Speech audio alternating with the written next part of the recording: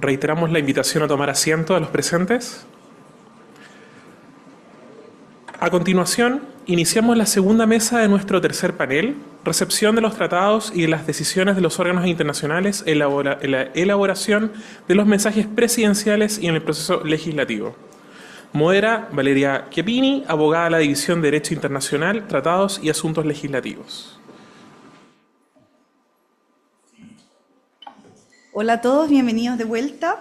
Estamos un poco apretados en el tiempo, así que voy a ser más breve para poder privilegiar las exposiciones de nuestros distinguidos panelistas.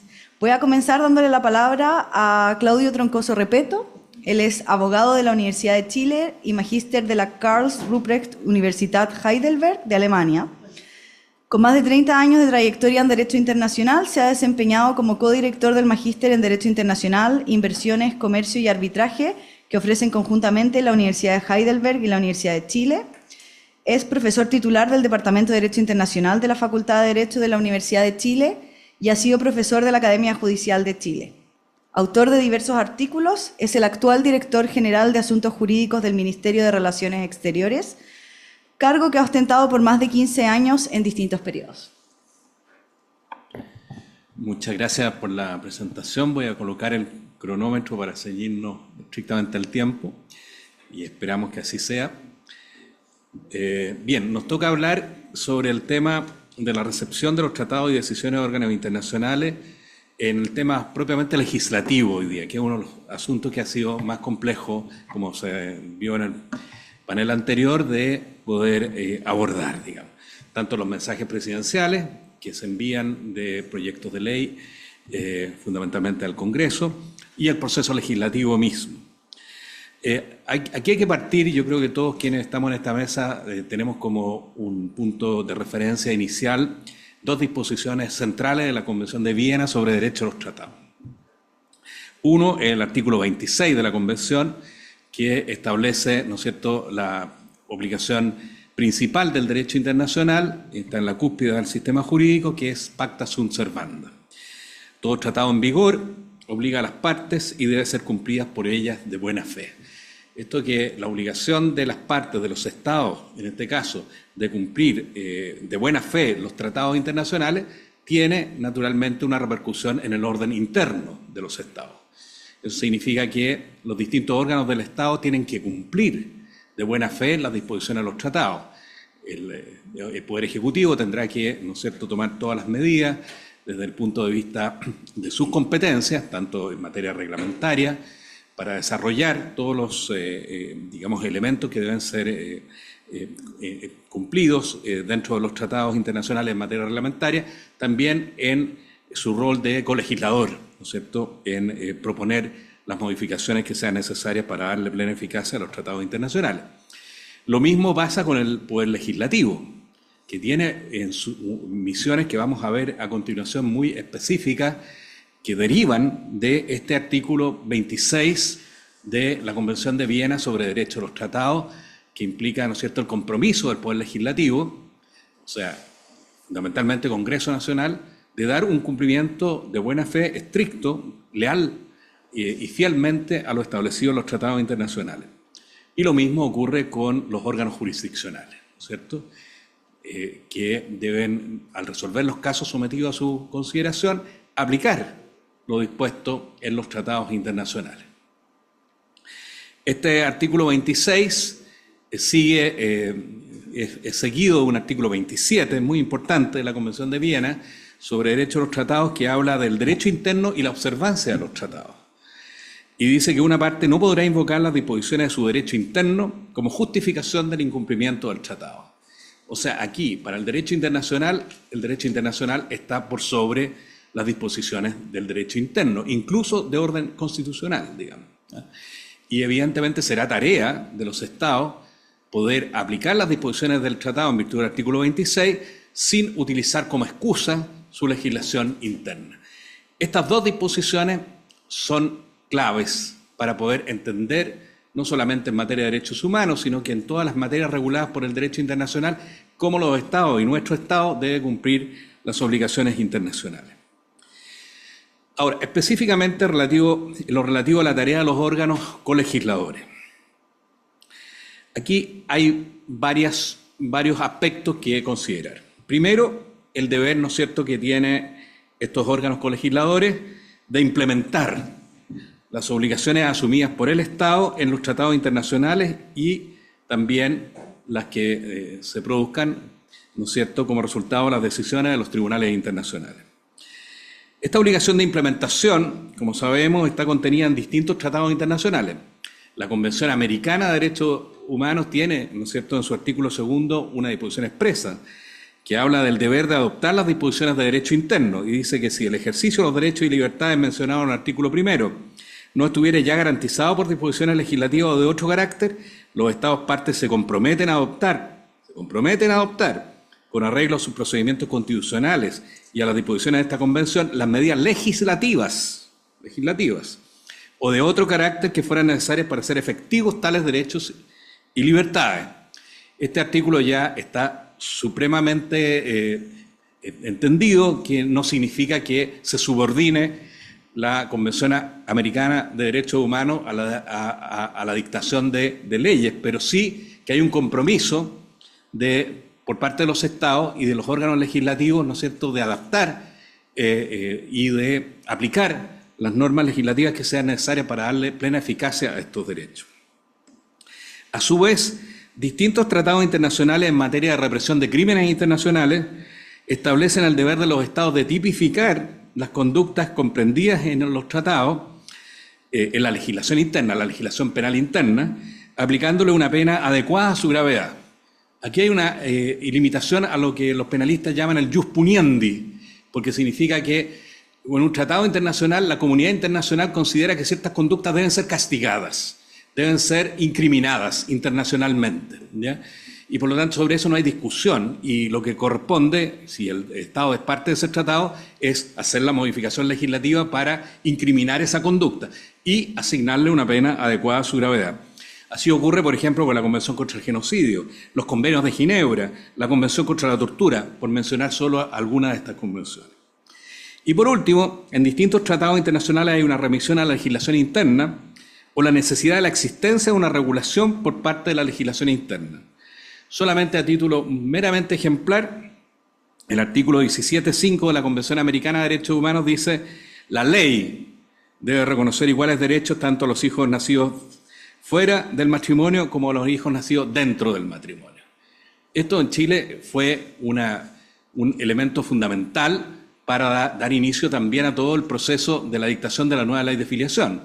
Nosotros teníamos distinción entre hijos nacidos dentro y fuera del matrimonio, los hijos legítimos, los hijos naturales, los hijos simplemente ilegítimos, digamos. Todo esto se pudo resolver mediante la ley de filiación. Ahora, en el proceso de implementación de los tratados internacionales en el orden interno o orden doméstico, hay que destacar dos ángulos especiales. Primero, el primer ángulo es el de reformar la legislación existente que esté en contra de las obligaciones internacionales. Si hay una legislación que se ve producto de, ¿no es cierto?, el tratado internacional que se ha adherido o ha ratificado el Estado, que entra en colisión esa legislación con las obligaciones del tratado, entonces el compromiso es que el órgano legislativo tiene que reformar esa legislación y adecuar esa legislación a las obligaciones internacionales del Estado. Caso clásico, lo que acabamos de ver en la ley de filiación.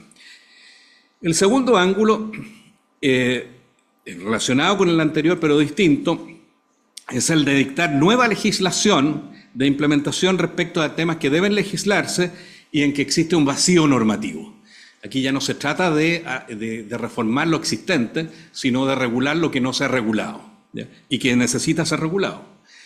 Por ejemplo, en la ley de crímenes internacionales, que les he señalado, en Chile, con mucho retraso, el año 2009 se dictó una ley de crímenes internacionales que tipificó el genocidio, los crímenes de guerra y los crímenes de lesa humanidad, una deuda histórica que teníamos desde de los años 50 en adelante. Se hizo en el proceso de ratificación de la Corte Penal Internacional.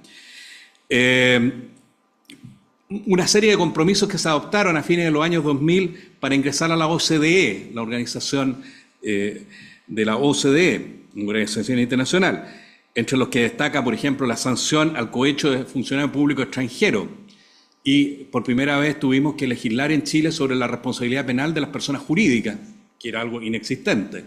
Entonces también allí, sobre algo que no existe, se impone el deber de legislar para colocarlo en armonía con las disposiciones del tratado que establecen estas obligaciones internacionales. Y el último elemento que creo es muy importante destacar es que además de la implementación que acabamos de ver de las obligaciones internacionales del Estado, que implican, ¿no es cierto?, este desarrollo legislativo, hay un deber de abstención. Esto es muy, muy interesante, que debe ser comprendido por el Poder Legislativo. El Poder Legislativo no puede legislar lo que se le ocurra. Tiene un marco en el cual debe moverse, ¿ya? Y eso significa que en materia internacional tienen que abstenerse de legislar, ¿no es cierto?, inhibirse de dictar ciertas leyes que vayan en contra de obligaciones internacionales del Estado. Y aquí quisiera yo hacer algunos ejemplos que han sido bien interesantes, porque ustedes podrán decir, bueno, pero ¿cómo los legisladores van a tomar conciencia de esto? Han tomado conciencia. En algunos casos esperamos que esto sea una práctica mucho mayor, más asentada, pero en algunos casos se ha tomado conciencia y se ha fundado en el proceso legislativo, o sea, en el proceso de formación de la ley, se ha fundado la abstención, no vamos a legislar sobre esto, en que de hacerlo sería contrario a las obligaciones internacionales. Por ejemplo, la Constitución de 1980 en su versión original tenía una disposición, el artículo 9 refería a los delitos terroristas, que señalaba que no sería procedente, ¿no es cierto?, respecto de estos delitos, la amnistía ni el indulto. Y, naturalmente, esto chocaba claramente con una disposición del Pacto de Derechos Civiles y Políticos que establece que el derecho de toda persona condenada a muerte a solicitar el indulto o la conmutación de la pena de muerte, agregando que la amnistía o el indulto o conmutación de la pena capital podrán ser concedidos en todos los casos. Y esto significó una reforma constitucional en Chile, el año 1991. Porque se entendió por parte de los legisladores y de los órganos colegisladores que esta disposición era claramente contradictoria con la norma internacional y se propuso modificarla con el objeto de permitir la amnistía y el indulto general en delitos terroristas, y respecto al indulto particular se dijo que sería procedente ese indulto para conmutar la pena de muerte por presidio perpetuo. Y todo esto se justificó, si ustedes ven la historia de la reforma constitucional, en la necesidad de adecuar la Constitución a los tratados internacionales, especialmente al Pacto Internacional de Derechos Civiles y Políticos. Un senador dijo que la reforma también tiene por objeto armonizar los textos constitucionales con los convenios internacionales suscritos por Chile, especialmente con el Pacto Internacional de Derechos Civiles y Políticos, que exige que el indulto siempre sea procedente en caso de condena a pena de muerte. O sea, ahí ustedes ven argumentación en el proceso legislativo, en que ellos se inhiben, ¿no es cierto?, de seguir considerando, digamos, estas normas porque están en contra de los tratados internacionales. Y después hay tres casos que están íntimamente vinculados también con el tema de la pena de muerte. Interesante porque el tema de la pena de muerte se ha puesto en el debate público de nuevo. Entonces, aquí hay tres casos del propio Poder Legislativo en que se abstuvieron de legislar sobre esta materia por contradecir obligaciones internacionales. El primero se refirió a que el año 1999 se estaba discutiendo una nueva ley de delitos sexuales. En esa nueva ley de delitos sexuales, les explico, se ampliaba el concepto de violación. Antiguamente el concepto de violación tenía, ¿no es cierto?, el tipo penal estaba muy caracterizado en ciertas conductas, no las voy a señalar, y el año 99 se amplió esas conductas y se incorporaron al delito de violación conductas que antes eran parte del delito de abusos deshonestos o abusos sexuales, como se les conoce hoy día. O sea, pasaron de dos conductas a 5 conductas a ser consideradas como violación. ¿Qué pasaba? El Código Penal, a esa época, consideraba el delito de violación seguido de homicidio con una pena que podía llegar hasta la pena de muerte. Nada se había hablado en el proyecto de delitos sexuales respecto al tema de la pena de muerte. Pero ¿qué pasaba? Al ampliarse el concepto de violación de 2 actos a 5, habían 3 actos que no tenían asignada anteriormente la pena de muerte que podían llegar a tener la asignada. Y resulta que esto fue constatado en la comisión mixta que se estableció entre la Cámara y el Senado. Y dijeron, aquí hay un problema, porque por efecto carambola, digamos, casi como este juego de las bolas de billar, resulta que tenemos una conducta que hoy día no tiene asignada la pena de muerte que podría llegar a tenerla, ¿ya? Y eso está en contra de una disposición de la Convención Americana de Derechos Humanos, tratado internacional ratificado por Chile y vigente, que dice que no se puede extender la aplicación de la pena de muerte a casos distintos a los que actualmente existen, ¿ya?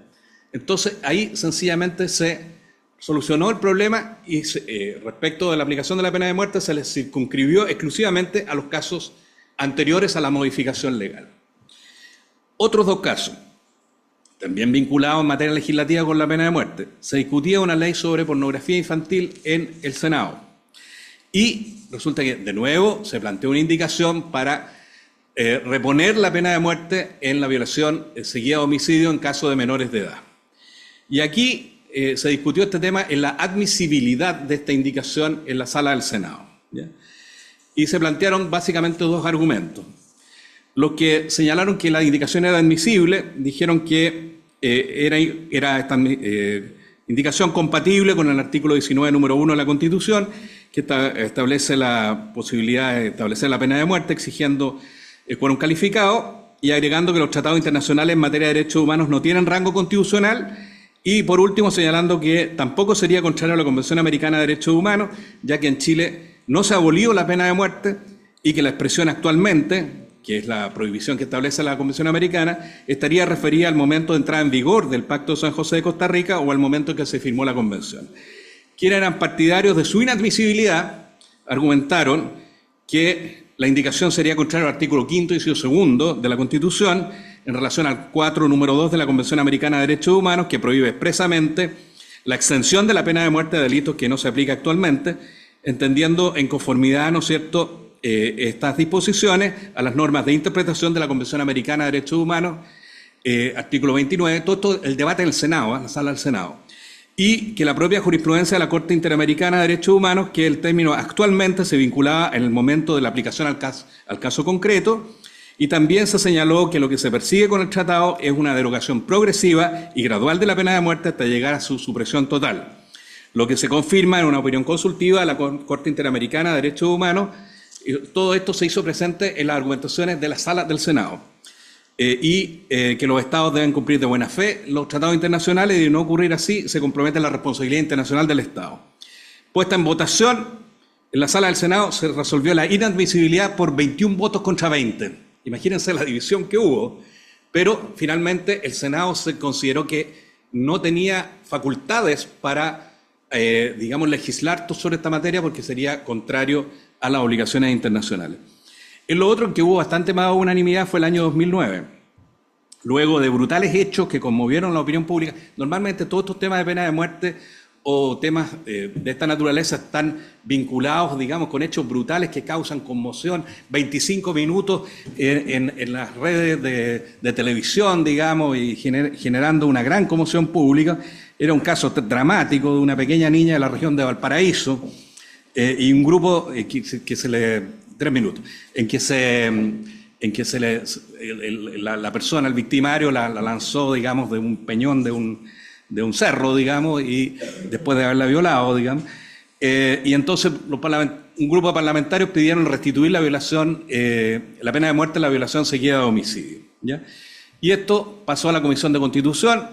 En general, allí hubo bastante unanimidad de todos los que participaron en la Comisión de Constitución de considerar que esto era inconstitucional y contrario a la Convención Americana de Derechos Humanos. Se agregó también que se había ratificado el segundo protocolo facultativo del Pacto de Derechos Civiles y Políticos, que prohíbe la ejecución de cualquier persona y salvo casos, digamos, de guerra en jurisdicción militar, y Chile era parte de ese pacto, por lo tanto se consideró esa moción contraria a los tratados internacionales.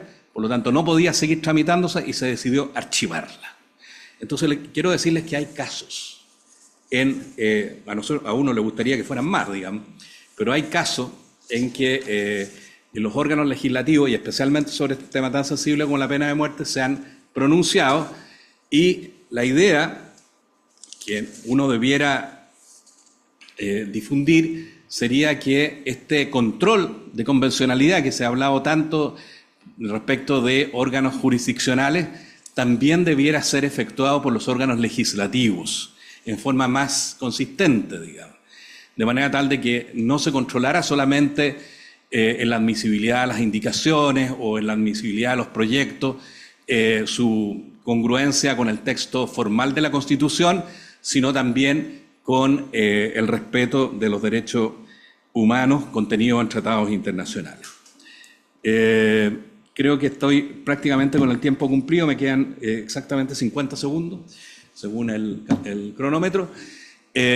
Esto solamente son algunas reflexiones que quería compartir con ustedes para enfatizar un tema que yo creo que todos compartimos, que hay que tomarse en serio el derecho internacional.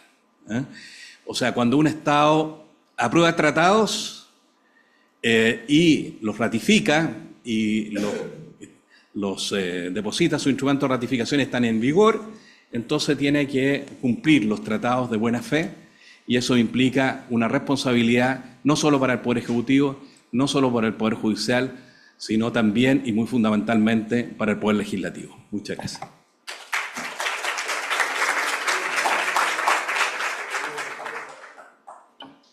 Muchas gracias, director. A continuación, le daré la palabra a Edgardo Riveros Marín, abogado de la Pontificia Universidad Católica de Chile y magíster en Ciencia Política y Derecho Internacional Público de la Universidad de Bonn, Alemania. Actualmente es el director del Centro de Política Internacional de la Universidad Central, pero también se ha desempeñado como profesor en la Pontificia Universidad Católica, la Universidad Central, la Universidad de Chile y la Universidad Andrés Bello. Ha sido investigador del Instituto Chileno de Estudios Humanísticos y de la Corporación de Estudios del Desarrollo. Asimismo, y probablemente todos están enterados, ha tenido una destacada carrera política como subsecretario de Relaciones Exteriores de Chile, subsecretario general de Gobierno y de la Presidencia y diputado de la República. Muchas gracias, Valeria. Agradezco ante que nada la invitación que se me ha formulado. Creo que este ha sido un excelente evento y coloca en el centro factores esenciales. Aunque sea básico recordarlo, pero como punto de partida es esencial hacerlo, y conecto con lo que señalaba al final el profesor Troncoso. El derecho internacional surge de la voluntad soberana de los Estados. Y por lo tanto el derecho internacional es lo que los sujetos quieren que sean, y principalmente por lo tanto lo que los Estados quieren que sean. Porque el Estado solo se obliga a aquello que soberana y voluntariamente quiere hacer.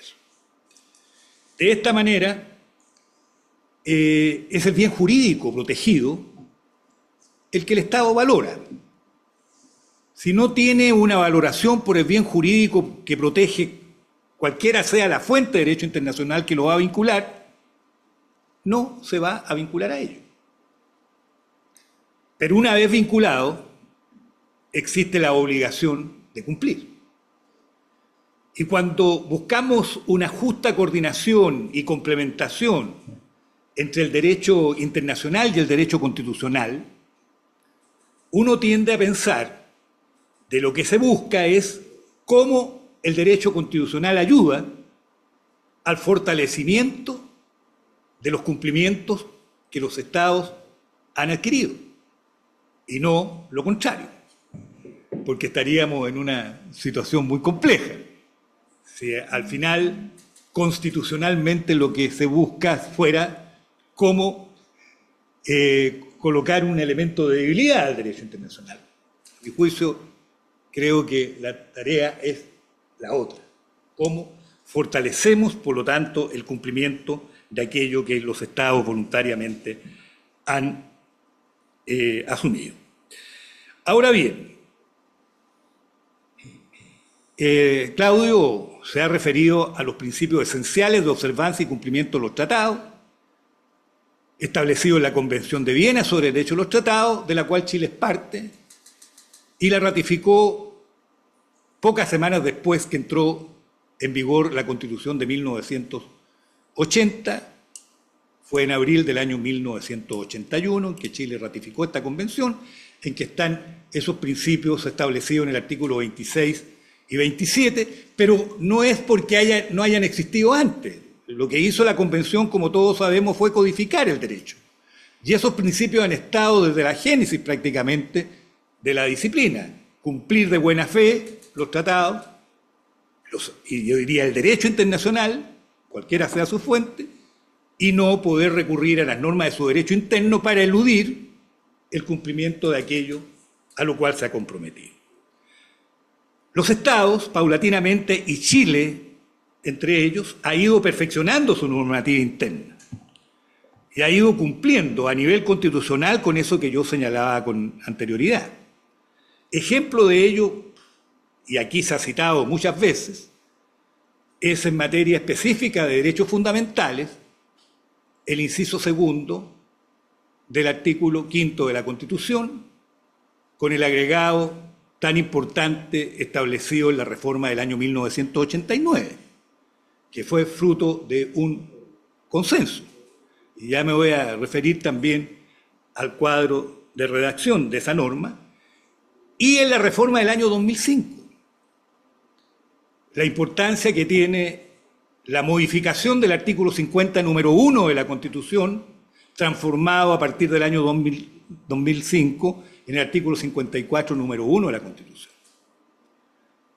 Porque se enriqueció nuestra norma constitucional y particularmente coloco atención en lo que se estableció en el inciso quinto del artículo 54, número 1 de la Constitución en materia de derogación, suspensión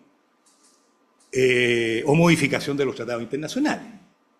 Siguiendo muy de cerca la norma española, por lo demás, que ello puede hacerse solo de acuerdo a lo que el derecho internacional establece o el propio tratado señala. Por lo tanto, no por acciones unilaterales del Estado.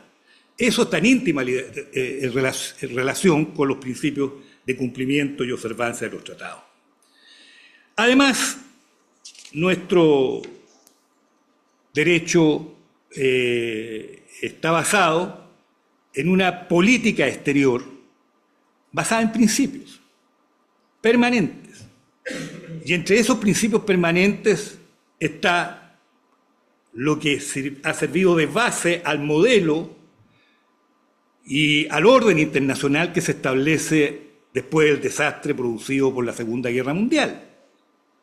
Vale decir, la adhesión al multilateralismo y a lo que ello conlleva, que es una estructura y una organización de la comunidad internacional para servir propósitos muy concretos, entre otros la cooperación entre los estados, y no el individualismo, el nacionalismo estatal,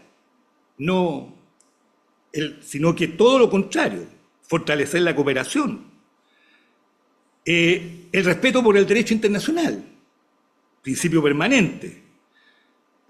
También, por cierto, los derechos humanos como valor universal, la internacionalización de los derechos humanos y toda su institucionalidad.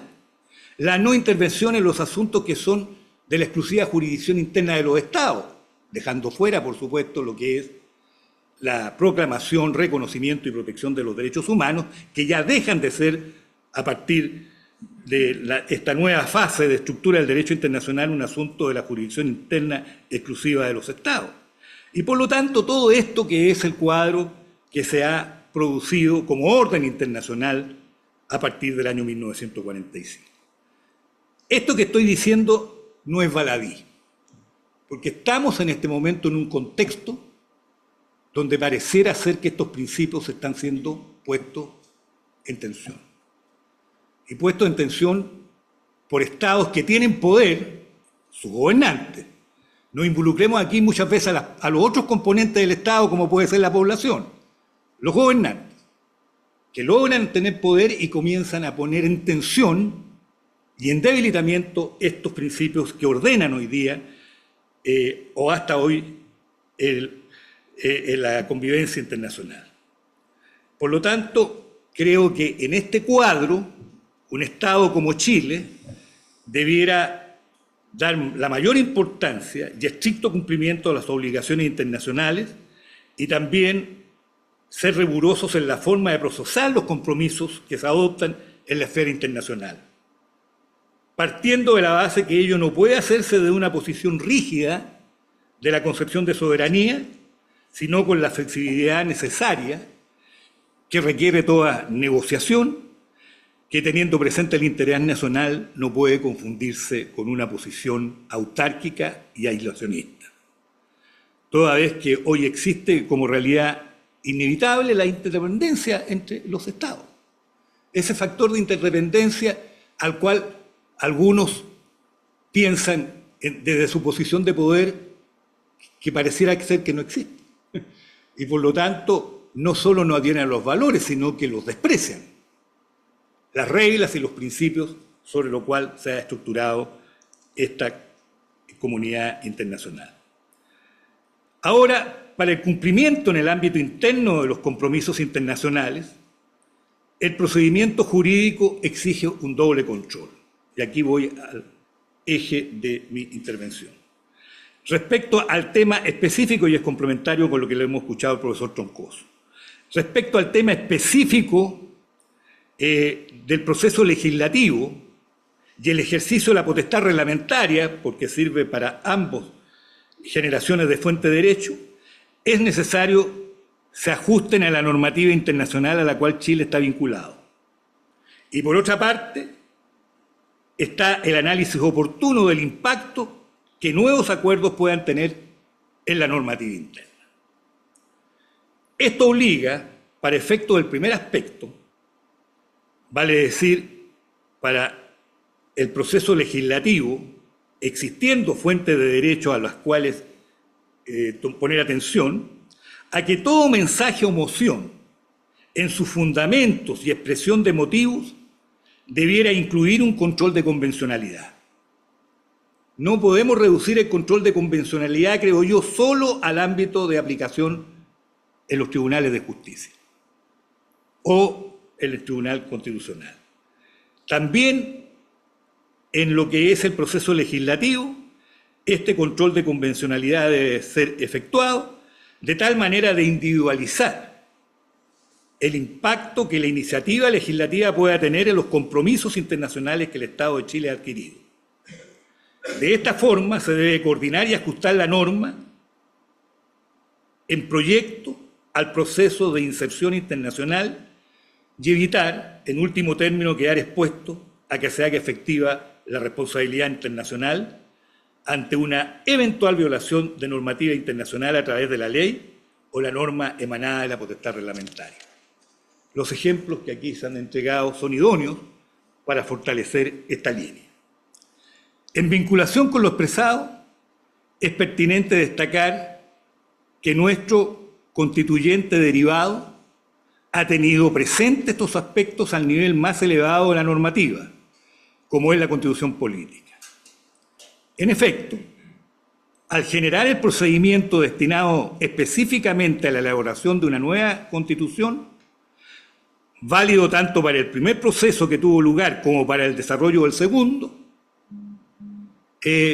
tenemos que recordar el artículo 135, que señaló expresamente, o que señala expresamente, comillas, el texto de la nueva Constitución que se someta a plebiscito deberá respetar el carácter de república del Estado de Chile, su régimen democrático, las sentencias firmes y ejecutoriadas y los tratados internacionales ratificados por Chile que se encuentren vigentes. De tal manera que aquí hay una expresión clara de que se ha tenido en cuenta esta noción de que los tratados internacionales son necesarios de ser cumplidos y que no puede una norma interna colisionarlos, porque con eso dejamos expuesto al país, al Estado, a que se le haga efectiva su responsabilidad internacional. Por lo demás, recordemos que cuando Chile ratificó la Convención de Viena sobre Derechos de los Tratados, hizo una reserva. Y la reserva que hizo fue el artículo 62, número 1 y número 3. Vale decir, no aceptar el cambio fundamental de circunstancias como causal de terminación de los tratados. ¿Y qué principio invocó? Invocó nada más y nada menos que el principio de inmutabilidad de los tratados. Entonces, estos aspectos hay que mirarlos de manera coherente en lo que ha sido el proceso y la historia de nuestro país. Sin embargo, en lo que se refiere al control de constitucionalidad represivo, tenemos un punto de necesario debate jurídico, que se ha producido en el seno del propio Tribunal Constitucional. Esto es a partir de lo preceptuado en el artículo 93, número 6, que no contempla el recurso de inaplicabilidad por inconstitucionalidad de los tratados internacionales, sino solo los preceptos legales. A diferencia de lo establecido en el control preventivo, porque en el control preventivo obligatorio, en el artículo 19, número 1, se expresa claramente que ese control preventivo se realiza sobre normas legales interpretativas, normas legales orgánicas constitucionales y tratados internacionales que contengan normas de ley orgánica constitucional. Expresamente menciona los tratados internacionales, igual en el control facultativo en el artículo 19, número 3. Por algo el constituyente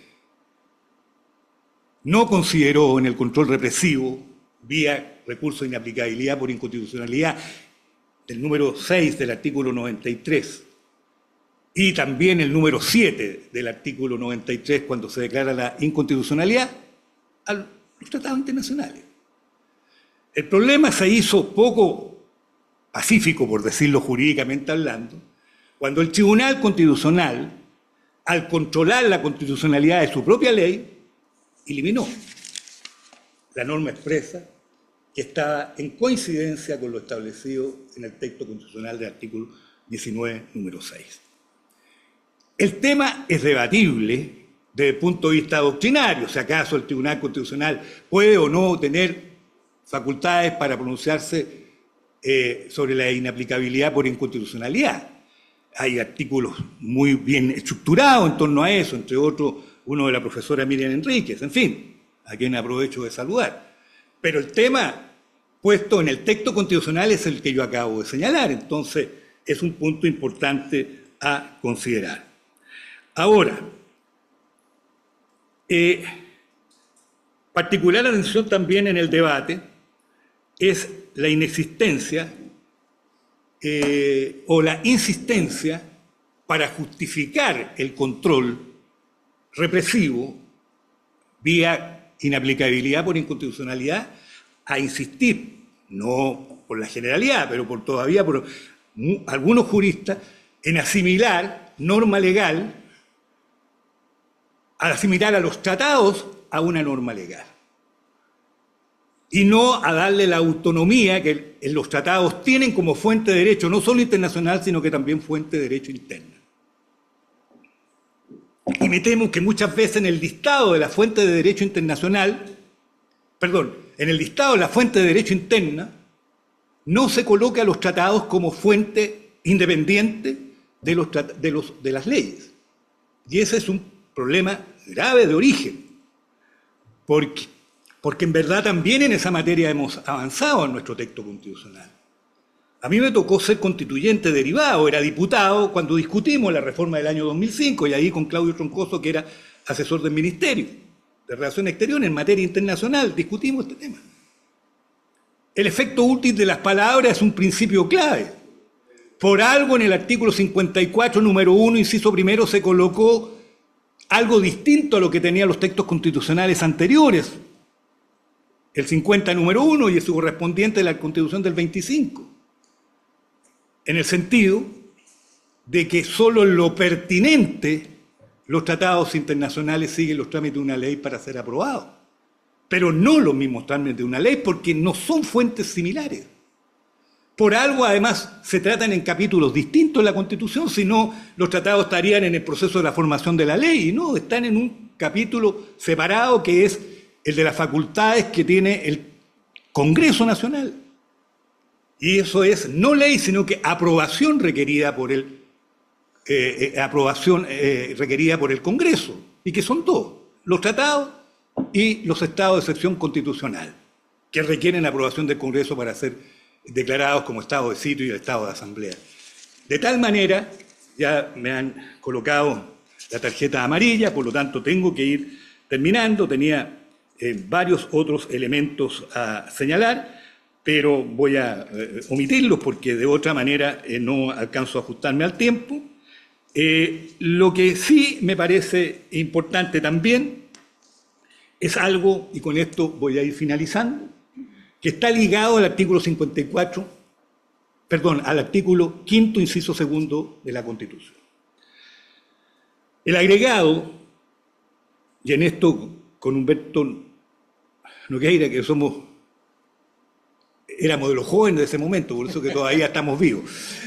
El resto ya desgraciadamente no está entre nosotros, pero participamos en la discusión de la redacción de que los tratados, los derechos fundamentales que los órganos del Estado están obligados a promover y respetar, son aquellos que están en la propia Constitución y en los tratados internacionales ratificados por Chile y que se encuentren en vigor. Ratificados por Chile. Desde ese momento el Estado de Chile queda obligado, desde que están ratificados.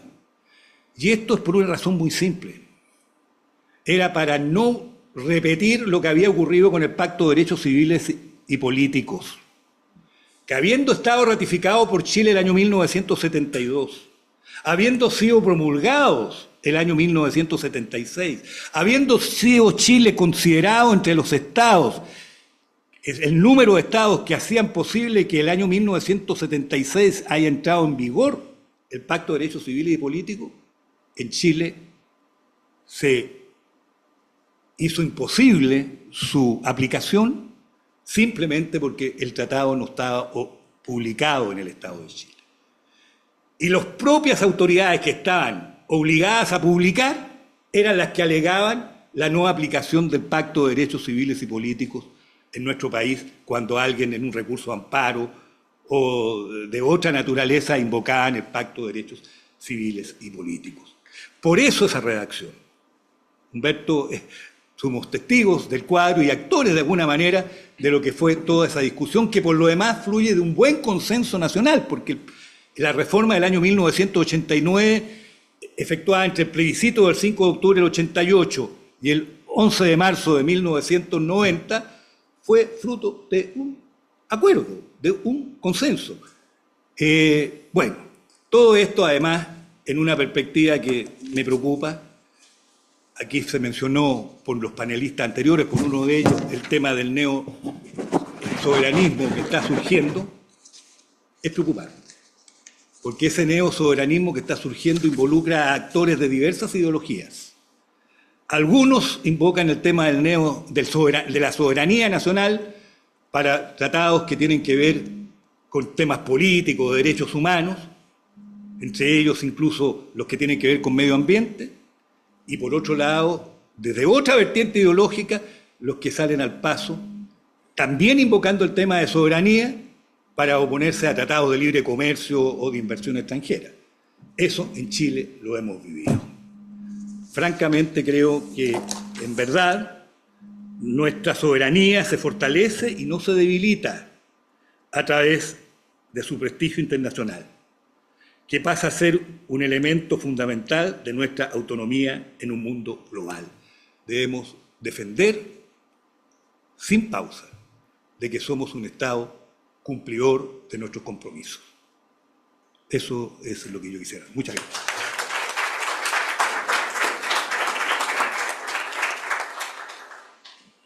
Muchísimas gracias, profesor. A continuación daré la palabra a Constanza Núñez Donald, abogada de la Universidad de Chile y magíster y doctora en Derecho por la Universidad Carlos III de Madrid.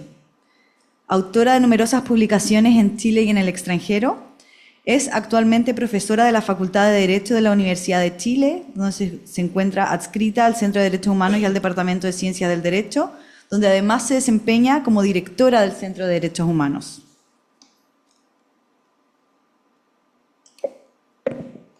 Bueno, muy buenos días, casi tarde ya a esta hora a todos y todas.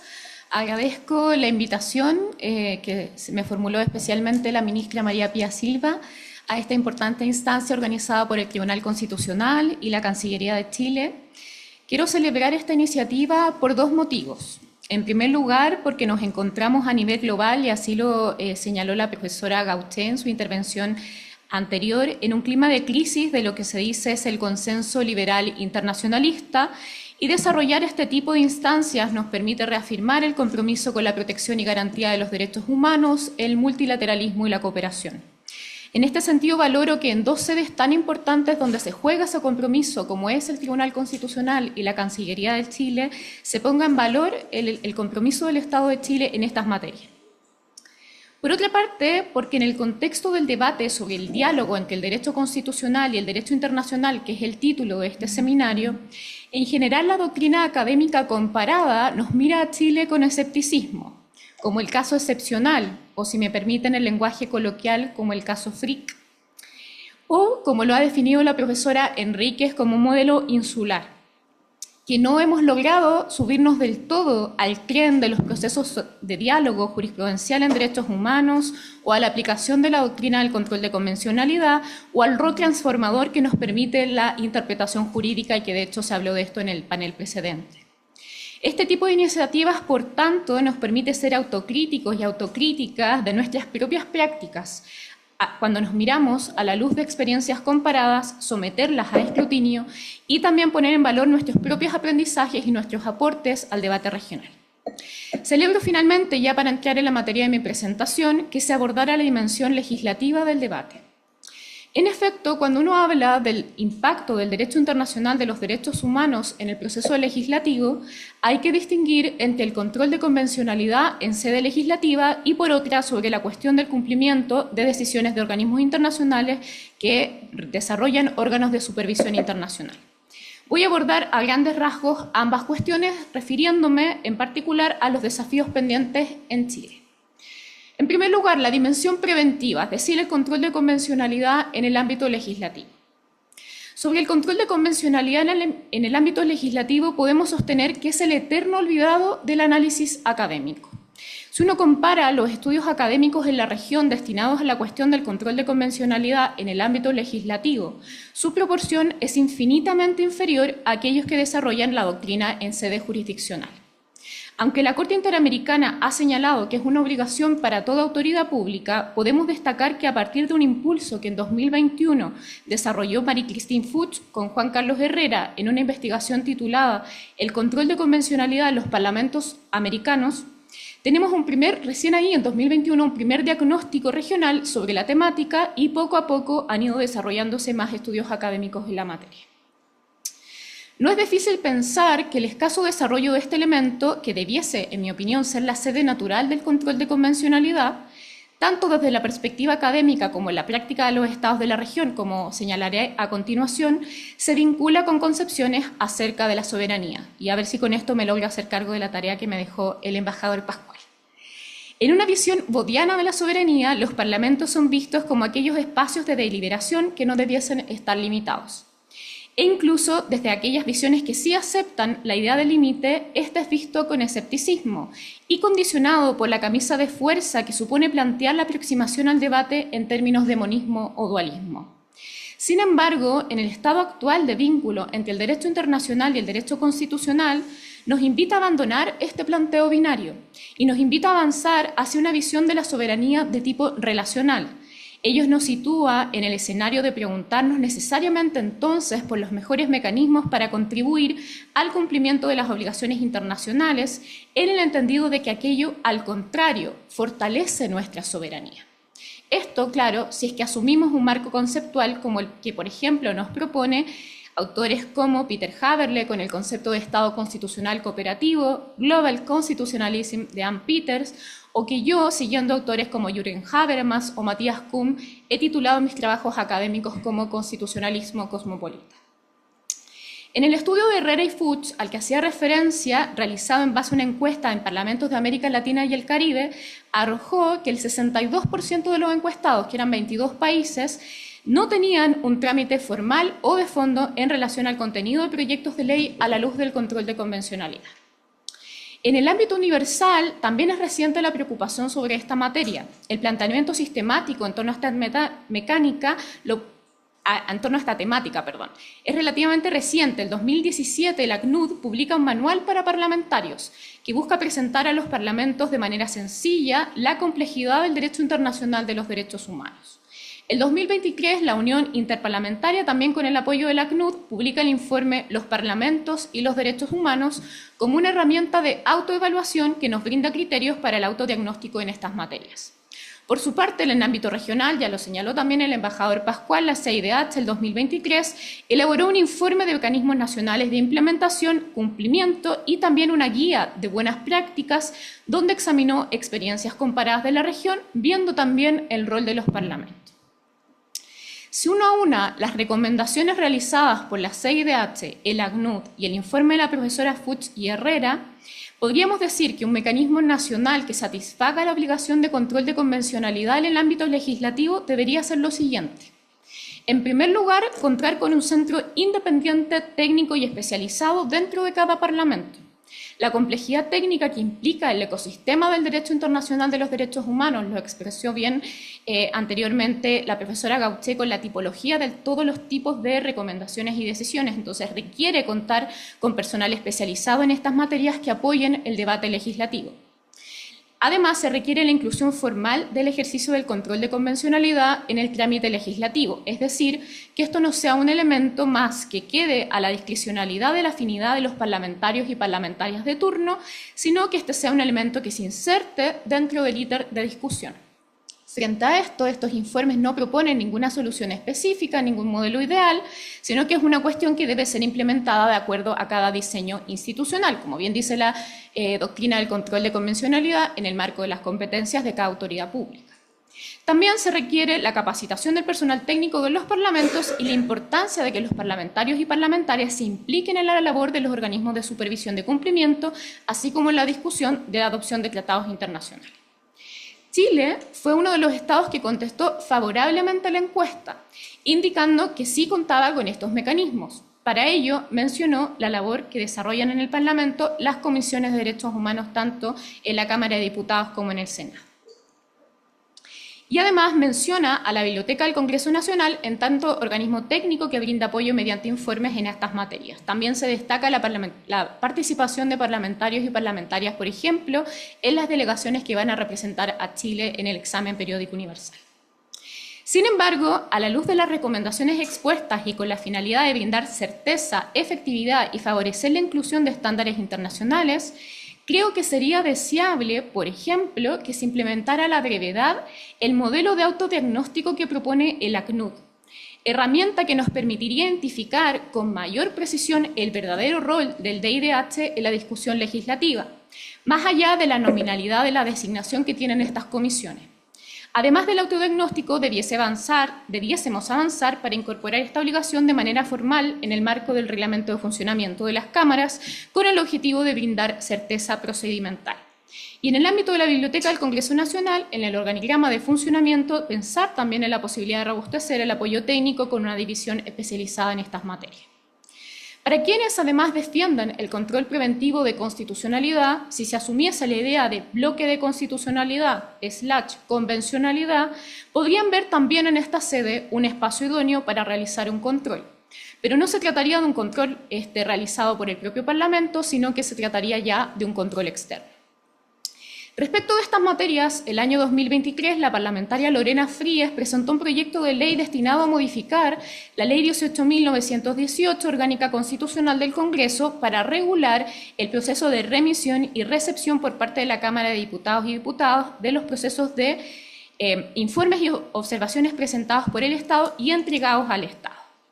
Este proyecto, si ustedes lo revisan, si bien es un avance en la discusión, bueno, sigue como dormido aún en el Parlamento, porque contribuye, es un avance, porque contribuye al acceso a la información fundamentalmente, se enfoca en el aspecto específico del cumplimiento de recomendaciones, sentencias e informes, pero la preocupación que expreso en esta presentación es más amplia y está vinculada al rol del DIDH en la deliberación parlamentaria.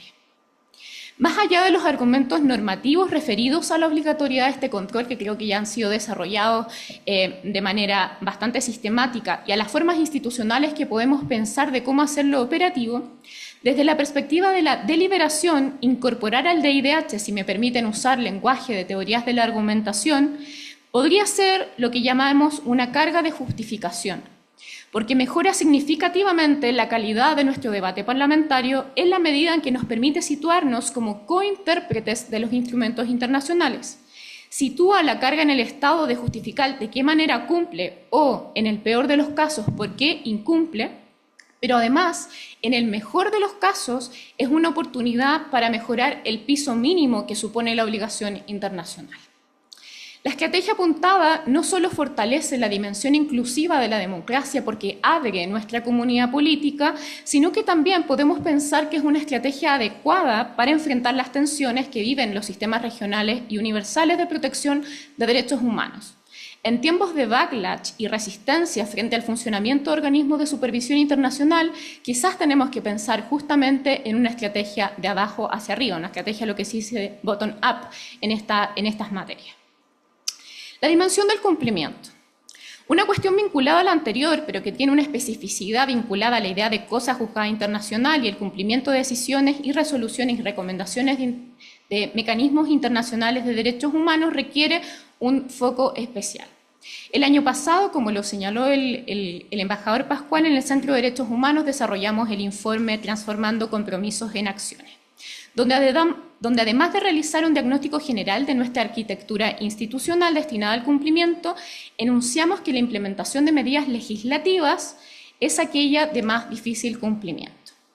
Este no es un problema de Chile, sino que, como ha indicado la CIDH, es un problema endémico de los mecanismos nacionales de cumplimiento. Y esto se explica en general por la falta de facultades que tiene el Poder Ejecutivo, que es en general en los estados quien tiene la carga, como ocurre en Chile, de liderar el proceso de cumplimiento, la falta de facultades que tiene para obligar a los parlamentos. Aunque se han enunciado ya casos positivos de cumplimiento en esta materia, estos son, en materia legislativa me refiero, porque es verdad que Chile en general cumple, ¿no? Ya lo hablamos en el panel anterior. Estos son la excepción. De las 18 condenas que tiene el Estado de Chile ante el sistema interamericano, 9 tienen pendiente la adopción de medidas legislativas, donde la situación más extrema es la imposibilidad democrática que hemos tenido de derogar el decreto ley de amnistía. Tampoco hemos podido ajustar nuestra legislación interna en materia de injurias a los estándares del derecho de libertad de expresión.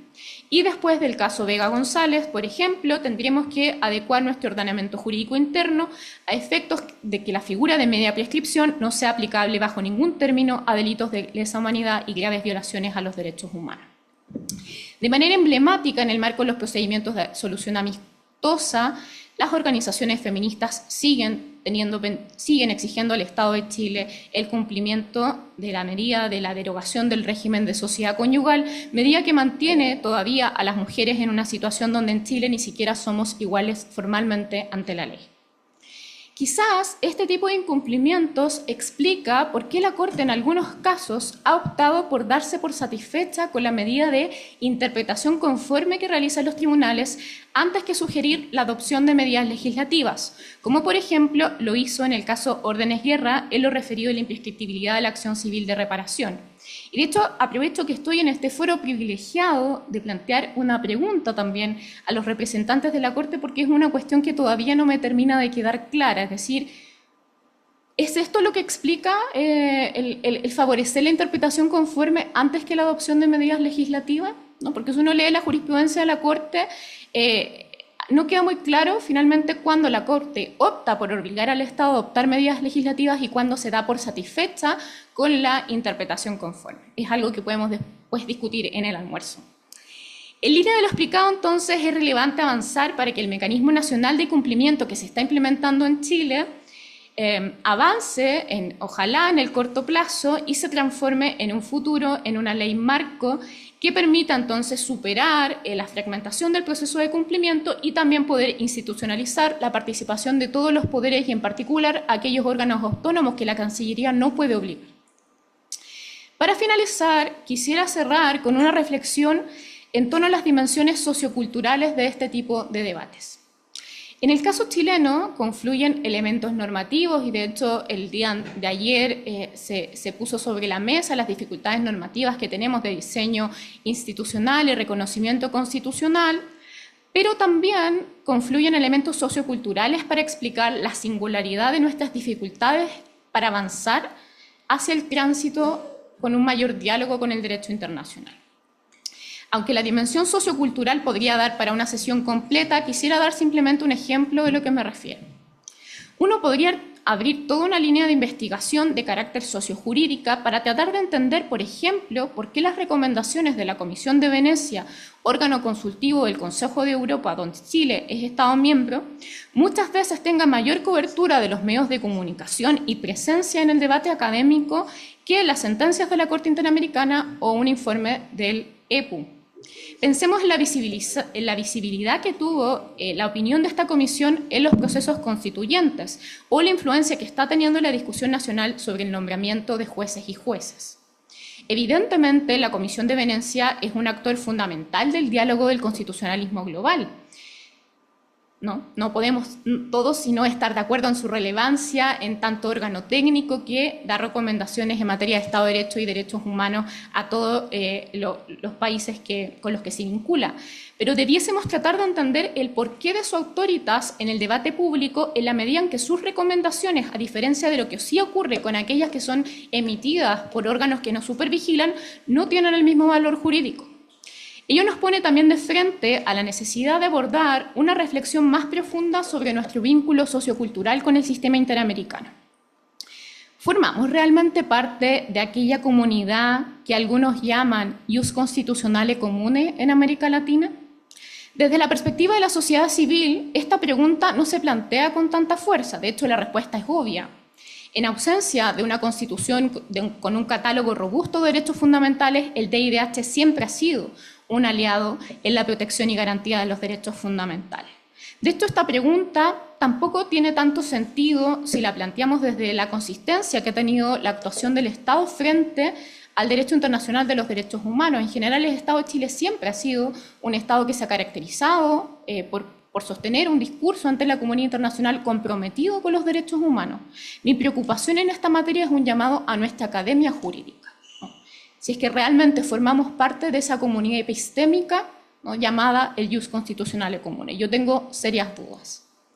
En definitiva, en esta presentación pongo de relieve la importancia de parlamentarizar el debate sobre control de convencionalidad, sugiriendo que en concreto, en el caso chileno, realicemos un proceso de autodiagnóstico en el Parlamento, institucionalicemos y formalicemos la dimensión internacional en la deliberación parlamentaria, avancemos hacia el desarrollo de una legislación que implemente un mecanismo integral de cumplimiento para superar la fragmentación y quienes estamos en la academia aportemos reflexiones que nos permitan comprender la dimensión sociocultural de este debate.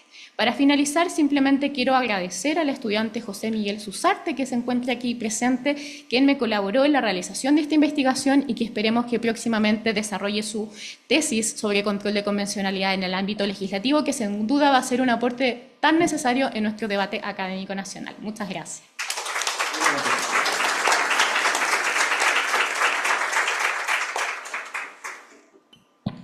Muchas gracias, profesora.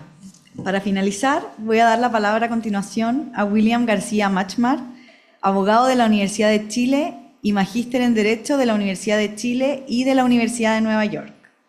Autor de numerosas publicaciones, se ha desempeñado como profesor de la Universidad Alberto Hurtado, como abogado integrante del Poder Judicial, director de la Casa de Moneda y actualmente es profesor de la Universidad Diego Portales. Muchas gracias por esta presentación. Muchas gracias a los organizadores, a los asistentes y a las espléndidas ponencias que me han precedido. Espero ser muy breve con mis palabras. Yo no soy para nada como quienes me han precedido especialista en Derecho Internacional. Mi especialidad está en el derecho administrativo y de lo que yo pretendo hablar es sobre el rol del presidente de la República en el proceso legislativo chileno a la luz de la recepción de las obligaciones internacionales. En la incorporación de las obligaciones internacionales en el ordenamiento jurídico interno se trata de un fenómeno complejo que demanda una articulación institucional precisa entre el Ejecutivo y el Legislativo. En la presentación pretendo explorar dicho rol analizando dos tipos de iniciativas legislativas: proyectos de ley que ejecutan directa o explícitamente obligaciones internacionales y aquellos otros proyectos que lo hacen de manera indirecta o incluso implícita. Trataré de abordar algunos ejemplos concretos y evidenciar así desafíos de coordinación, la influencia del derecho internacional en el debate legislativo y la relevancia del liderazgo presidencial. En particular, pretendo fijarme en cómo se invoca el derecho internacional, lo que puede ser relevante en el proceso de revisión de constitucionalidad de la ley, en tanto se verifica en ese proceso judicial la racionalidad de ciertas decisiones del legislador, especialmente cuando éstas causan algún tipo de gravamen u obligación. Primero, tratándose de aquellos proyectos que ejecutan directamente obligaciones internacionales, estos se originan en tratados que ya están ratificados por Chile o en decisiones vinculantes de órganos como la Corte Interamericana de Derechos Humanos, y hemos tenido oportunidad amplia de escucharlos anteriormente. Si bien estos proyectos, hay muy pocos proyectos que en su título digan que están cumpliendo con obligaciones internacionales, sí en los fundamentos de los proyectos es posible encontrar que existe una invocación muy clara a estos precedentes, decisiones u obligaciones internacionales. Es claro que en estos casos el presidente actúa como un garante de la coherencia entre el derecho interno y las exigencias internacionales. Lo hace a través de sus ministerios y particularmente a través de la Secretaría de la Presidencia. Podríamos decir que acá hay un control de convencionalidad que es bastante explícito en sede legislativa. Se busca ser fiel y cumplir de buena fe, como se ha dicho antes, las obligaciones internacionales contraídas. Un ejemplo paradigmático es la Ley 20.962, que aplica la Convención sobre el Comercio Internacional de Especies Amenazadas de Flora y Fauna Silvestres. Este ejemplo puede extrapolarse a otras iniciativas de carácter ambiental. Si bien su origen estaba claramente en un tratado y su aprobación tenía como objetivo darle eficacia a un tratado, el Ministerio de Relaciones Exteriores, que participó en la iniciativa, fue desplazado en el liderazgo de su discusión por el Ministerio de Agricultura, lo que resulta en algún sentido natural, en tanto el Ministerio de Agricultura era el encargado de ejecutar las obligaciones internacionales que se están formalizando a través de la ley. Otro ejemplo es la Ley 20.609, conocida como Ley Antidiscriminación, promulgada en 2012. Este proyecto surgió como respuesta a obligaciones derivadas de la Convención Americana de Derechos Humanos y otros tratados. En su impulsión por parte de la sociedad civil, que fue muy activa en este proyecto, se ve que existe una manifestación de la exigencia por parte de la sociedad civil en un efectivo cumplimiento de las obligaciones internacionales, lo que fue clave en su aprobación.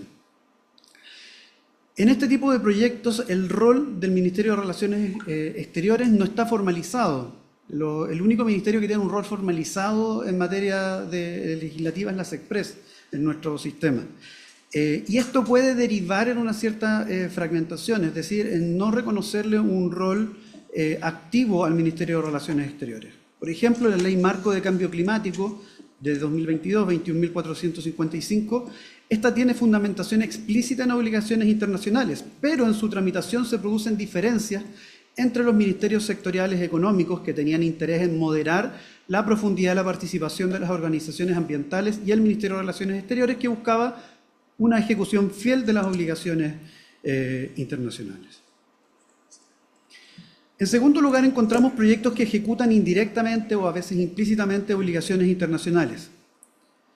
En este segundo tipo de proyectos no se reconoce un origen en obligaciones directas de carácter internacional, pero su contenido sí se alinea con obligaciones derivadas de tratados o decisiones de órganos supranacionales. Acá el rol del presidente de la República también se va a manifestar ya no directamente o no solo en el mensaje, sino que a través también de las indicaciones que también van a resultar de un proceso de diálogo con el legislativo, donde diputados o senadores van a exigir modificaciones a ciertos proyectos atendidas las dimensiones internacionales del proyecto de ley que se puede estar discutiendo. El universo de proyectos de ley que tienen estas características, que indirectamente se aluden a obligaciones internacionales, es un universo casi inabarcable. La cantidad de tratados vigentes y la amplitud de materias que abarcan, el lenguaje abierto que emplean hace que sean múltiples las iniciativas que puedan tocar este tipo de obligaciones internacionales. Acá me gustaría destacar cuál es el uso que se le da al derecho internacional o a obligaciones internacionales contraídas. Al momento de redactar un mensaje o de preparar indicaciones, se invocan los tratados internacionales como una forma de legitimar lo que se está haciendo, una forma de darle un pedigrí internacional, una justificación en obligaciones que van más allá de la pura iniciativa política, sino que tienen un fundamento jurídico internacional. Así como estas obligaciones internacionales se utilizan para reforzar, para ampliar las posibilidades políticas de éxito de un proyecto. Pero también los tratados internacionales se usan para oponerse a iniciativas, es decir, la oposición a ciertas iniciativas también va a estar vinculada al lenguaje de obligaciones internacionales. Hemos visto, Claudio ha destacado mucho cómo las obligaciones internacionales se han utilizado en varias ocasiones para impedir la reintroducción de la pena de muerte en nuestro sistema jurídico. Pero también existe esta invocación a obligaciones internacionales para oponerse a innovaciones o a regulaciones de carácter económico, toda vez que se invocan tratados de inversiones, tratados multilaterales o bilaterales de inversiones o de libre comercio. Así ha ocurrido, está ocurriendo con los proyectos, ocurrió con los diferentes proyectos de ley de reforma constitucional sobre el retiro de fondos de pensiones y está ocurriendo hoy en día con la actual modificación a la ley de pesca. Un ejemplo que me parece muy destacable es lo que ocurrió con la ley 21.030 que despenalizó la interrupción voluntaria del embarazo. Se invocó el derecho internacional tanto a favor del proyecto como en contra del proyecto y también el derecho internacional y obligaciones internacionales sirvieron para el análisis de constitucionalidad del proyecto. Es decir, la utilización del derecho internacional no es unívoca. No tiene que ver simplemente o más bien, este deber de ejecución de buena fe de las obligaciones internacionales contraídas no camina en un solo sentido. En este escenario, la relevancia del derecho internacional depende de la convergencia entre convicción jurídica y capital político. La relevancia que se le dará al derecho internacional en la discusión y aprobación de un proyecto que solo indirectamente se relaciona con tratados internacionales dependerá de la convicción de sujetos en particular, diputados, senadores o ministros, quienes van a participar en su discusión, así como de la influencia de grupos como de la sociedad civil o también grupos que defienden intereses particulares. Un caso que a mi juicio también sirve para ejemplificar esta situación es la Ley de Transparencia y Acceso a la Información Pública. En ella no se planteó en su mensaje que se estuviesen cumpliendo con obligaciones internacionales, pero a lo largo de la discusión, la sentencia del caso Claude Reyes en contra de Chile fue un elemento preponderante en diferentes etapas del debate legislativo y fue perfilando el estándar al cual se tenía que sujetar el Estado al momento de adoptar esta nueva legislación, que sin duda era una implementación de derechos reconocidos en tratados internacionales. Como dije, iba a ser muy breve. ¿Qué desafíos y reflexiones finales puedo dejar?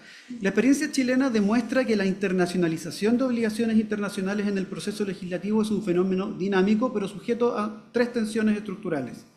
Primero, la falta de un protocolo interministerial claro para proyectos explícitos, es decir, proyectos que directamente abordan obligaciones internacionales, genera duplicidad o vacíos.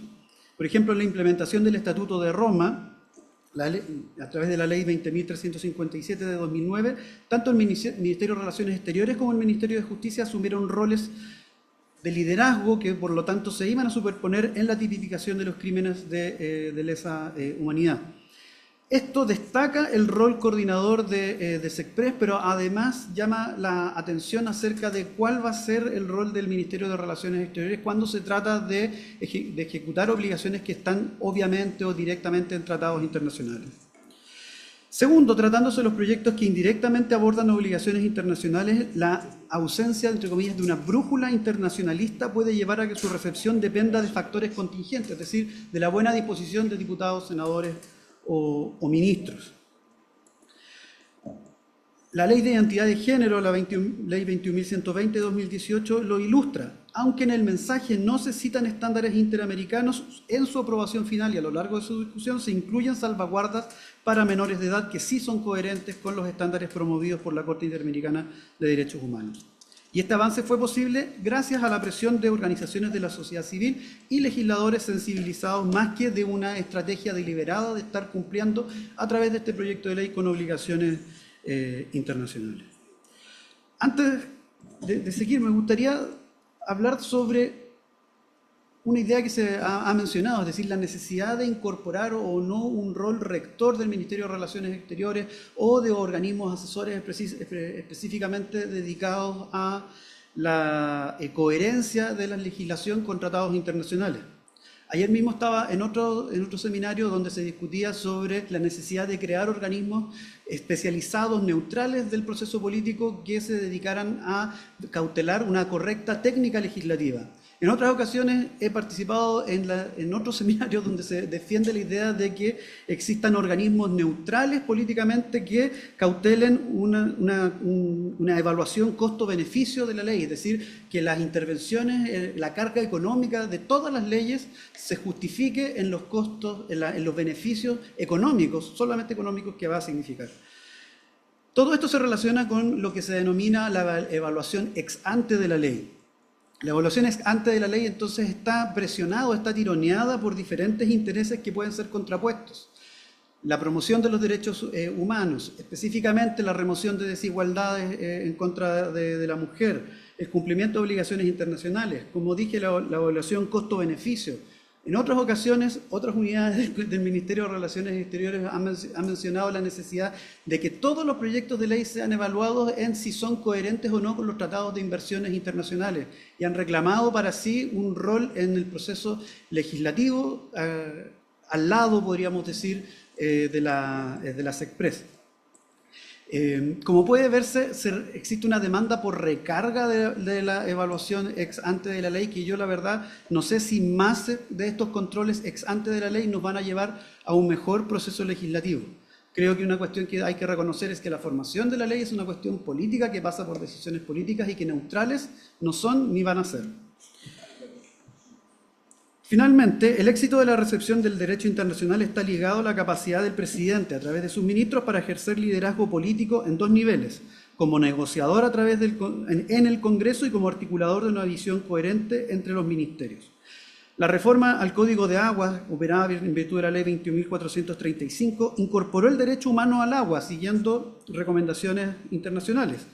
Lo que ejemplifica este punto. El Ejecutivo, en este caso, logró consensuar posiciones unificadas y en ocasiones contrapuestas entre el Ministerio de Obras Públicas, la Dirección General de Aguas, el Ministerio de Relaciones Exteriores, y eso a pesar de la existencia de importantes grupos de interés que se oponían. En conclusión, y con esto termino, el presidente de la República no es solo un ejecutor pasivo de obligaciones internacionales, sino que un actor estratégico cuya intervención puede potenciar o limitar la internacionalización de estándares globales. Para fortalecer este rol se requiere institucionalizar mecanismos de coordinación interministerial, fomentar la formación en derecho internacional de los equipos legislativos, eso es muy importante, y promover un diálogo constante con el Congreso. Solo así se evitará que la recepción de los tratados y decisiones internacionales quede sujeto a la volatilidad de la coyuntura política. Muchas gracias.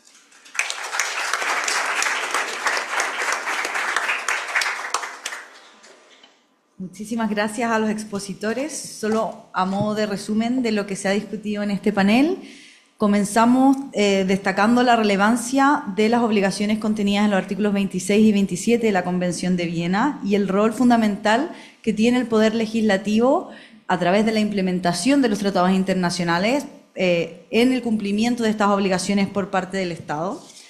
y precisamente en ese rol se destacó, por al menos 3 de nuestros panelistas, la importancia de realizar un control de convencionalidad también a nivel del Poder Legislativo y de entender o visualizar a los tratados internacionales como una fuente autónoma del derecho interno. Finalmente se destacaron mecanismos concretos de cómo internalizar este control de convencionalidad en el trámite legislativo a través de actores externos, pero también de manera interna en el mismo proceso legislativo. Y finalmente se destacó el rol del Poder Ejecutivo también en este proceso, la necesidad de generar instituciones que permitan la coordinación que el Poder Ejecutivo debe tener también como líder en la internacionalización de los estándares globales. Y finalizo con las palabras del profesor Riveros, que señaló que nuestra soberanía se fortalece a través de su prestigio internacional, por lo que debemos defender el cumplimiento de las obligaciones internacionales. En virtud del tiempo, y me avisan que estamos un poco justos, vamos a tener tiempo de solo un par de preguntas, así que voy a abrir ahí, acá hay una pregunta, no sé si me pueden asistir con el micrófono, muchas gracias. Vamos, al igual que el panel anterior, vamos a tomar las preguntas y después vamos a abrir la palabra para las respuestas. Sí, gracias. Bueno, agradezco todas las presentaciones muy interesantes. Solamente quisiera subrayar algo que ha dicho el profesor Claudio Troncoso, desde una mirada del derecho internacional, que es esta institución de la responsabilidad internacional de los estados, que en realidad nos podría estar ayudando a comprender justamente el rol que tienen todas las subdivisiones políticas de un estado para dar cumplimiento a tratados o resoluciones. Y acá empleo un término que viene más de la Iglesia, es decir, todos, todos, todos. Y a propósito de la conciencia social y cultural que se ha hecho referencia en una de las presentaciones, me remito también a una reflexión de Atienza sobre cómo la interpretación requiere no solamente un rol de los jueces, sino de la sociedad, la conciencia de la sociedad. Gracias. Ahí Catalina tenía otra pregunta. Muchas gracias. Sí, yo me quería tomar de una frase que señaló el profesor García para mi pregunta, que usted decía, las obligaciones internacionales o la referencia a obligaciones internacionales, por ejemplo, en un proyecto de ley le da pedigrí o legitimidad a estos proyectos. Y eso es algo que yo puedo compartir en tanto me dedico al derecho internacional y creo que, un poco como decía el profesor Rivero, la referencia al derecho internacional es algo que un país pequeño como el nuestro lo fortalece en el espacio. Pero sabemos que esa no es necesariamente la situación política actual en nuestro país y en muchos otros países del mundo, donde, tomando lo que decía la profesora Núñez y lo que antes dijo la profesora Gauché, estamos frente a un rechazo significativo al derecho internacional, a cuestiones tan consolidadas como los ODS, la igualdad de género, etcétera, que son como triunfos que teníamos hace mucho tiempo. Entonces, mi pregunta quizás es más estratégica. Yo, estando plenamente de acuerdo con que el Estado debiese dar pleno cumplimiento a sus obligaciones internacionales y estando además de acuerdo con lo que decía la profesora Núñez, de que probablemente el Congreso es un muy buen espacio para ejercer ese control de convencionalidad, incluso quizás mejor que la judicatura, la pregunta es si es estratégico referirse en esta etapa al derecho internacional cuando, a propósito de lo que decía el profesor Troncoso, uno naturalmente dicen pena de muerte, no se puede porque los tratados internacionales lo prohíben, y la respuesta es, bueno, salgámonos de esos tratados internacionales. Entonces, el contexto político actual en Chile y en muchos otros países del mundo pareciera lamentablemente no darle ese pedigrí, y de repente no referirse al derecho internacional puede ser más exitoso en el proceso político, y ahí nuestros distintos expositores tienen más experiencia que yo en ese proceso. Entonces me gustaría saber si lo ven de esa manera, si quizás deberíamos mantener la misma postura, pero escondiendo un poco el derecho internacional frente al rechazo que lamentablemente genera en varios grupos. No sé cuál es su opinión al respecto. Gracias. Muchas gracias. Vamos a tomar una última pregunta a la profesora Gauché. Muchas gracias. Felicitaciones al panel. Muy interesante. Es una reflexión, pregunta, y que conecta mucho con lo que se acaba de comentar, desde una perspectiva tal vez de las generaciones que vienen. Y lo digo pensando no solo en los que son somos, no lo sé, comillas, no me gusta la expresión, pero vamos a entender, operadores del derecho internacional. Estoy pensando en el rol en este momento de las escuelas formadoras de esos operadores, es decir, el rol de la academia. Y en ese sentido me parece que hay que poner una alerta muy importante en cómo estamos enseñando derecho, cómo estamos además enseñando derecho internacional y cómo estamos enseñando, si es que estamos enseñando o reflexionando sobre derecho internacional de los derechos humanos. Dejo fuera aquí todo lo otro que puede ser muy útil, obviamente, en términos de otros ámbitos del derecho internacional, comercio o lo que tú quieras, que al final todo tiene, y era el sentido de lo que de alguna manera se ha ido compartiendo en distintos paneles, sentido hacia la persona humana. Por lo tanto, ahí quisiera compartir una reflexión, o que ustedes, perdón, pudieran compartir una reflexión. No habíamos hablado hasta acá, por lo menos no habíamos puesto énfasis en eso, la importancia de la educación, ¿ya? En derechos humanos en general, pero específicamente en este estado del derecho internacional, de los derechos humanos. Muchas gracias. Muchas gracias. Voy a abrir la palabra a los panelistas para que puedan responder las preguntas.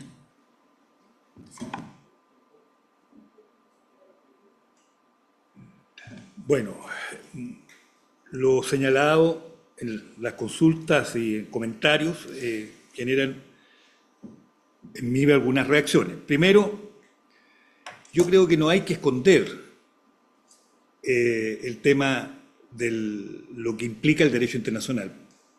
El punto es colocarlo en buena dimensión. Y yo creo que esa es una gran tarea que nosotros tenemos en la Facultad de Derecho. ¿Cómo enseñamos el derecho? ¿Cómo enseñamos en general el derecho público? La vinculación entre derecho constitucional, derecho internacional, derecho administrativo, bueno, creo que es muy importante y es muy significativo. ¿Por qué? Porque hay que ir creando conciencia. Yo les digo, los tribunales de justicia hasta hace un tiempo no remoto no aplicaban mucho derecho internacional en sus sentencias. Hoy día han ido aplicando derecho internacional con normalidad, diría yo. Y eso ha sido muy importante. Pero sí me permito un aspecto que tiene que ver con esto de, si nos molesta el derecho internacional, lo voy a decir en términos suaves, desechémoslo. Bueno, hay una forma en que los estados se pueden desprender de sus obligaciones internacionales, que es la denuncia. Para Chile esto es bien complejo, porque si uno observa la cantidad de materias que Chile hace depender del derecho internacional son muy importantes, entre ellas sus límites. Prácticamente, con un par de excepciones, todos los límites de chilenos, todas sus fronteras están fijadas por tratados internacionales. De allí la reserva al artículo 62, número 1 y 3, que yo señalé, y objeción al número 2, que deja fuera la posibilidad de invocar cambio fundamental de circunstancia como causal determinación de los tratados, de límites. Los tratados de límites no admitirían denuncia de partida, pero los otros tratados sí, incluidos los de derechos humanos. Y aquí en Chile tenemos un problema, como existe en muchos otros países. El señor Maduro pudo retirar a Venezuela de la Convención Americana de Derechos Humanos porque es facultad del presidente de la República. En Chile también. En Chile, el presidente de la República puede denunciar un tratado solo informando o pidiendo opinión al Congreso, pero no necesita aprobación del Congreso para retirar a Chile de un tratado internacional, como sí la requiere en todos los procesos solemnes de aprobación de los tratados, la aprobación del Congreso. El viejo aforismo de que las cosas se deshacen así como se hacen aquí no opera. Y por lo tanto ese es un pendiente, que lo colocamos en perspectiva en los procesos de nueva constitución, pero no había mucha sensibilidad al respecto, debo decir. No había muchas personas que se enternecieran respecto a eso. Fíjense ustedes que no es para retirar una reserva, se necesita aprobación del Congreso. Claro, en un plazo acotado el Congreso tiene que pronunciarse, pero para retirar una reserva que es mucho mejor, mucho menor que el denunciar un tratado, no se necesita aprobación del Congreso. Entonces, esa es una cuestión que hay que ver y observar, porque estamos viendo cómo estados se retiran de la OMS, un estado concreto, y de ¿Cómo surgen algunas voces para retirar a algunos países de las Naciones Unidas? Bueno, yo les digo, en esto la situación es muy compleja y ustedes tienen razón en el sentido, en la reflexión que usted hizo, de que esto de que el derecho internacional puede transformarse en molesto para algunos, no es nuevo, es una cuestión que tiene cierta historia. Y por último, un punto central, porque queda pendiente y está subyacente en esto. La esencia del derecho, estoy totalmente de acuerdo que hay que colocarla en perspectiva. Es el tema de la supremacía constitucional. La argumentación que yo he dado no he dejado de pensar en la supremacía constitucional. La supremacía constitucional es básica, pero en materia de obligaciones internacionales el punto es cuándo se hace operable la supremacía constitucional. Y la supremacía constitucional, y vaya que el Tribunal Constitucional lo sabe, es al momento previo a que el Estado vaya a otorgar su consentimiento para obligarse por un tratado. Y el control previo, tanto obligatorio como facultativo, de constitucionalidad de los tratados, a mi juicio es muy importante. Incluso se podría reforzar. Y en el proceso legislativo esto tiene que estar presente también, muy fuertemente, como lo ha estado. Si por algo hay diputados que hicieron cuestión de constitucionalidad y recurrieron nada más y nada menos que respecto al Estatuto de la Corte Penal Internacional.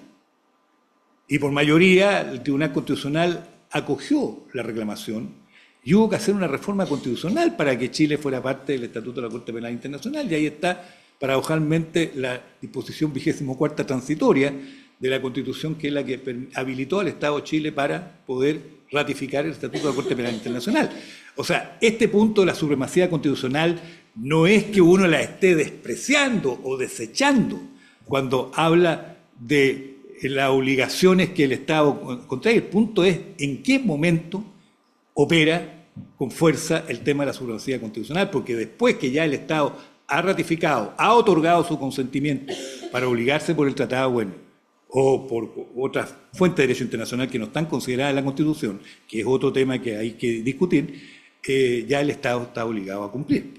Imagínense que después de haber pasado por el Tribunal Constitucional, de haberse hecho la reforma constitucional, no cumpliéramos el Estatuto de la Corte Penal Internacional y una persona que está siendo enjuiciada o por la Corte viene para acá y nosotros nos negáramos a colaborar. Eso permitió que también otro presidente, pero en Europa, o jefe de Estado o de gobierno en Europa, pudiera retirar a su Estado para poder dialogar y recibir en su territorio a una persona que está siendo acusada en la Corte Penal Internacional. Si estas cosas es derecho vivo, no es una cuestión de mera teoría, está existiendo y tenemos que así asumirlo. Perdón, me extendí un poquito, pero muchas gracias. Digamos, muy consistentemente con lo que ha dicho Edgardo Riveros recién, yo también comparto su opinión de que no hay que esconder el derecho internacional, pero entiendo la dimensión estratégica. Y la dimensión estratégica yo creo que tiene que ser también abordada porque el derecho internacional no sea el único argumento, ¿ya? O sea, hay que naturalmente argumentar en torno a las obligaciones internacionales. Por ejemplo, el tema de pena de muerte, que es el caso más crítico que se ha vuelto a reponer en el debate hace un par de meses en Chile. Uno tiene que argumentar, digamos, la inconveniencia de la aplicación de la pena de muerte en una serie de argumentos. Hay una serie de argumentos distintos a los tratados. Son argumentos ya de carácter filosófico, argumentos de carácter práctico, que no es una medida disuasoria, no hay cómo reparar el error judicial, en fin, y se pueden poner estadísticas. Y después, al final de toda esta argumentación, digamos, de fondo, que no tiene que estar ligada necesariamente a los tratados internacionales, uno puede reforzar, y además esto es contrario a los tratados internacionales, ¿eh? Entonces, que no sea el único argumento, ¿eh? Porque si es el único argumento, se puede poner este peligro, bueno, si esto ya es un zapato, una piedra en el zapato, saquémonos la piedra y podamos hacerlo igual. No, iguales inconvenientes por tales y cuales razones. O sea, yo creo que yo abordaría ese tema, pero no escondería de ninguna forma el derecho internacional. Y creo que ya que estamos con el Tribunal Constitucional, muchos de sus magistrados y también con ministros de la Corte Suprema, en contextos de este tipo, donde pueden acceder al gobierno o al Parlamento fuerzas mayoritarias que sean contrarias al respeto a los derechos humanos, la labor del Poder Judicial es esencial. O sea, ya lo estamos viendo en otras latitudes del mundo, que, ¿no es cierto?, frente a medidas que son claramente vulneratorias de distintas obligaciones internacionales y derechos humanos, se han planteado casos ante los tribunales de justicia. Y, en definitiva, y ante la Corte Suprema y ante las Cortes de los Estados, en fin, la vigencia del derecho, en casos que ojalá no ocurra, pero tengamos la desgracia, digamos, de tener fuerzas políticas que sean liderando, digamos, estas iniciativas sean muy contrarias a todas las obligaciones internacionales de Chile en esta materia. La labor de defensa del Estado de Derecho y del derecho internacional y el respeto de los tratados, yo creo que descansa, además de los ciudadanos, digamos, fundamentalmente en los tribunales y en los órganos jurisdiccionales. Bien, muchas gracias por las preguntas. Me voy a referir a la dimensión estratégica y al rol de la academia. Respecto del rol de la academia es fundamental. De hecho, gran parte de mi intervención quiso interpelar un poco a ese rol. Yo tengo el privilegio de ser profesora de estudiantes de primer año, Introducción al Derecho, y creo que esa asignatura en particular, más allá de las clásicas también de Derecho Internacional de los Derechos Humanos, Derecho Constitucional, esa asignatura nos permite mirar el fenómeno jurídico como los estudiantes por primera vez.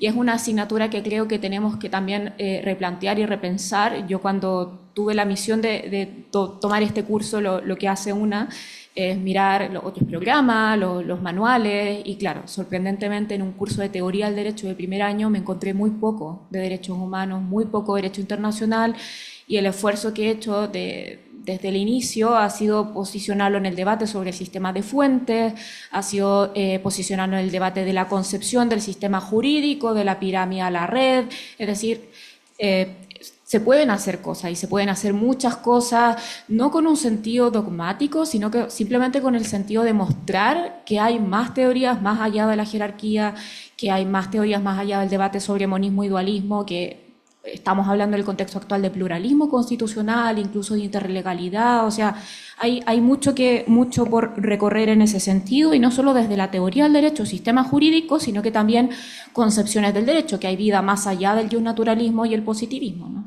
que como que no hubiese más, pero hay mucha más: feminismo jurídico, teorías críticas, realismo jurídico, pospositivismo, garantismo, es decir, hay mucho por robustecer los programas de introducción al derecho.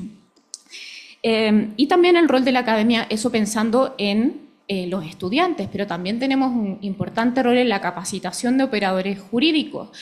Hace bastantes años he tenido el privilegio de formar, por ejemplo, a defensores y defensoras penales públicas en un curso que hemos coordinado ahí con la profesora Macarena en la Universidad Alberto Hurtado. Y es maravilloso cuando después, ¿no?, de dar un curso de control de convencionalidad de la litigación, pasan años incluso, y un defensor penal público me escribe y me dice: profesora, mire este fallo, ¿no? Toma tiempo, pero llega, ¿no? Y me han llegado fallos de defensores que han tomado sus cursos, también en el Centro de Derechos Humanos, profesores que han pasado por cursos que hacemos sobre control de convencionalidad para la Academia Judicial. Mire este fallo que redacté inspirado en esta normativa internacional. Entonces, claro, tenemos también ahí un rol muy importante que jugar, y que tiene un impacto, transformador, y que toma su tiempo, pero se logran cosas. Y el profesor García Roca lo decía ayer, por ejemplo, no se puede enseñar derecho, y de hecho yo lo noté como la frase destacada, no se puede enseñar derecho constitucional sin mirar a la Corte Interamericana. Ojalá el constitucionalismo nacional tome esa invitación.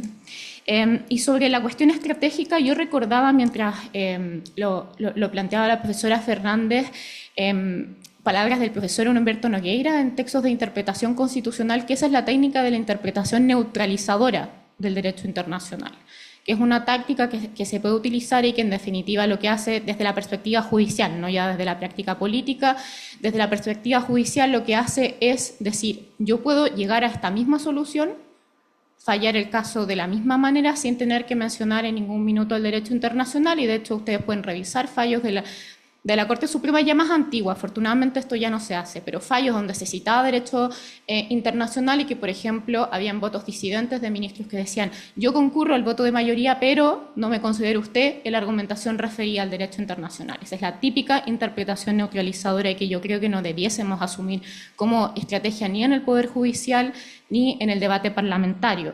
Y que si hablamos de estrategias, ahí yo creo que tenemos que hacer una reflexión más profunda de por qué esto es un fenómeno global y nosotros nos vamos a dar las respuestas finales, y hay muchos cientistas políticos explicando esto, ¿no? Pero es algo que a mí me preocupa hace hartos años, y es cómo los derechos, no, esto ya ni siquiera vinculado a derecho internacional, cómo los derechos y el lenguaje de los derechos en general han pasado de ser vistos como garantías de los ciudadanos, esferas de protección, algo que yo valoro, algo que yo quiero, algo que yo veo como necesario, a obstáculos, ¿no? De protección a obstáculos, obstáculos para enfrentar demandas de seguridad, obstáculos para la igualdad entre chilenos y extranjeros, es decir, obstáculos. ¿Qué pasó ahí? ¿Qué pasó entre medio? Bueno, quizás tenemos que hacer una autocrítica, que no logramos mostrar de manera suficiente cómo los derechos nos protegen. Quizás esa es la primera labor. Volver a mostrar cómo los derechos son realmente esa esfera de protección, esa esfera de garantía. A ver qué pasa si es que a usted, señor, no le protegen sus derechos, ¿no? Quizás ahí hay que hacer algo, y también, insisto, en la dimensión sociocultural que pasa por volver a mirar a los derechos desde esa esfera de protección y garantía. Y me gusta mucho la intervención que hizo el profesor Troncoso hacia el final, haciendo una interpelación sobre el rol que tienen el Poder Judicial y el Tribunal Constitucional en estas materias en contextos de regresión democrática. En contextos de regresión democrática, al Poder Judicial y al Tribunal Constitucional no les queda otra alternativa que ponerse el traje, ¿no? del juez Hércules que nos interpelaba Dworkin. Yo creo que de lo que viene ahora en adelante probablemente es más Dworkin y menos Hart. Gracias. Gracias. Gracias por la pregunta, gracias por recoger, Catalina, la intervención. Cuando yo dije que la invocación del derecho internacional le da un pedigrí a los proyectos de ley, estoy describiendo por qué se invocan. Es decir, por qué razón yo lo incluyo, es porque quiero darle un pedigrí, para ser incluso incluso más simple en el lenguaje. Yo lo incluyo para decir al quien me tiene que aprobar el proyecto, yo no lo estoy haciendo solo porque es buena idea, sino porque también es mi obligación y es tu obligación. Por eso se utiliza. Yo considero que es de la mayor importancia la función estratégica, es decir, yo lo utilizo estratégicamente. ¿Es estratégico usarlo siempre? Probablemente no, pero por otro lado tiene una tendencia a surgir también. De nuevo, solo describiendo, los elementos internacionales tienden a aparecer en la discusión. El proyecto o la actual ley de transparencia y acceso a la información pública. Como derecho estaba en la Convención Interamericana al momento de presentarlo. No se invoca, pero nos llega la sentencia mientras el proyecto se está tramitando y se transforma en una cuestión sumamente relevante durante su tramitación. ¿Se podría hacer el quite? A lo mejor es estratégico. A lo mejor es estratégico que en el mensaje yo no lo mencione, porque sé que después se va a mencionar y después yo aparezco diciendo estoy concediéndole a alguien el derecho internacional. Creo que como función estratégica hay que plantearlo, aunque no creo que desaparezca. Y sobre la importancia de la formación, yo solamente puedo decir que es clave para la difusión de esta especie de control de convencionalidad en el proceso legislativo, contar con operadores que tengan una formación básica y además especialistas en derecho internacional. A mí me ha tocado compartir con personas que son especialistas, yo no lo soy, y en verdad enriquece el trabajo y lo considero muy necesario.